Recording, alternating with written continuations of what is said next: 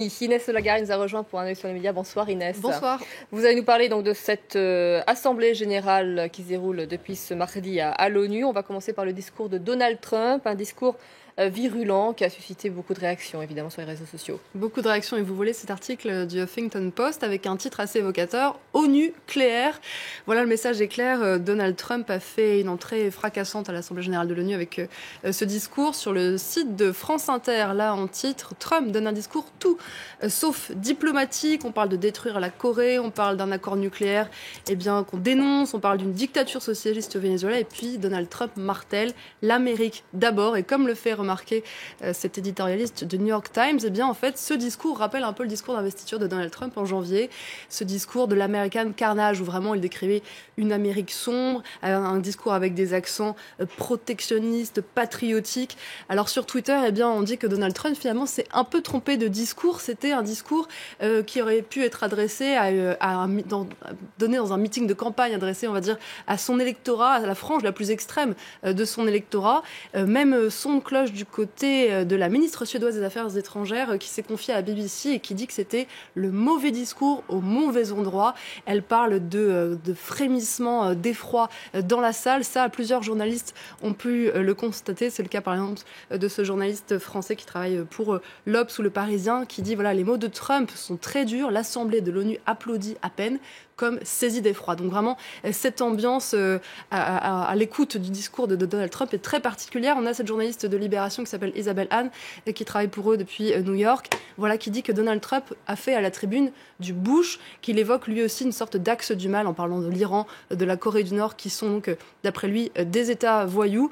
Et Pascal Boniface de l'Iris qui nous dit lui aussi qu'avec ce discours à l'ONU, Donald Trump fait passer George Bush pour un multilatéraliste et un pacifiste. Alors, le discours, il a été reçu de différentes manières. A24 News, qui est cette chaîne israélienne, dit que le Premier ministre israélien, lui, a plutôt accueilli ça de manière positive, en disant que c'était un discours courageux, le discours sans doute le plus tranchant depuis 30 ans. Sur la chaîne conservatrice Fox News, on a donné la parole à John Bolton, qui est un ancien ambassadeur des États-Unis aux Nations Unies, qui lui dit que c'était le meilleur discours de toute la présidence de Donald Trump et qui dit voilà, enfin un président qui ne fait pas dans la demi-mesure. Et puis on va sur cet article du Washington Post qui dit que même pour Donald Trump, ce discours quand même va encore plus loin, parce que vous vous souvenez de ses propos déclencher le feu et la fureur contre la Corée du Nord. L'article explique que à ce moment-là, c'était pas vraiment des propos réfléchis, on pouvait parler un peu de spontanéité. Mais là, le discours devant les Nations Unies, devant cette Assemblée générale, bien sûr, il est réfléchi, bien sûr, il est posé. Donc les mots de Donald Trump ont encore plus de poids quand il dit qu'il pourrait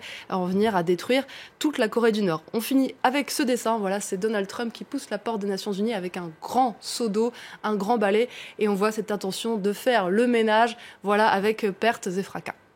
Ça, c'est sûr, lui qui en a marre de la bureaucratie, là je crois qu'il a effectivement donné un grand coup de balai. Emmanuel Macron, lui aussi, s'exprime pour la première fois, on l'avait évoqué dans nos journaux, un discours très différent, plutôt pacifique, comparé à Donald Trump. Voilà, donc ça ne vous a échappé. Alors si on fait le tour un peu des sites d'information, on retrouve cette même impression. Vous voyez sur le site du Monde, à la tribune de l'ONU, Emmanuel Macron se pose en anti-Trump. Ensuite, on peut aller sur le site de France 24. À l'ONU, Macron offre sa vision multilatérale du monde aux antipodes de celle de Trump. Et multilatéral, c'est bien sûr le mot-clé du discours de Emmanuel Macron. Vous en avez parlé tout à l'heure, bien avant qu'il fasse son discours. On savait que ce serait vraiment le point fort de son discours. Voilà l'Express qui nous dit ONU, que vaut le multilatéralisme, que va défendre Macron. Donc on en a beaucoup parlé, beaucoup à tel point que sur Twitter, certains se demandent si Emmanuel Macron n'a pas tout simplement relevé un pari. Quand tu perds un pari et que tu dois placer 30 fois le mot multilatéralisme dans ton discours, voilà, pour certains, c'était presque trop. En tout cas, Emmanuel Macron lui a su parler le langage des Nations Unies, puisque le secrétaire général Antonio Guterres disait lui-même, voilà, nous avons besoin des Nations Unies, le multilatéralisme est plus important que jamais.